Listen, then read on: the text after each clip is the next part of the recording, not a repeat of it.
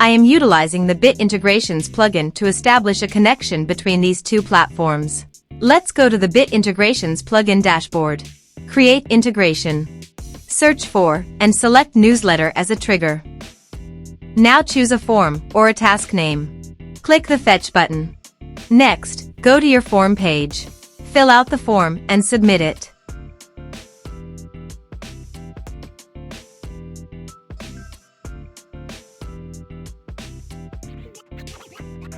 The data has been successfully retrieved.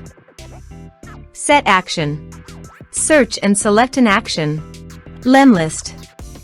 Give here the API key. So please visit LEMLIST API token. API. Generate new key. Copy the API token and paste it here. Authorize it. Authorization is successfully done. Now click on Next. Choose a campaign. Map the respective fields.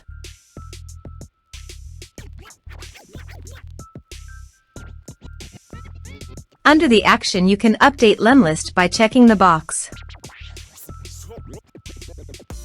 Here are advanced features in conditional logic. If you want, you can use it for your own requirement. Click on Next. Finish and save it. Let's submit a form.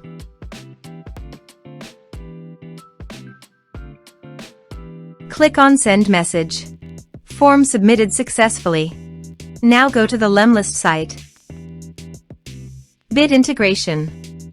And you can see the data came successfully in the LEMLIST. Thanks for watching.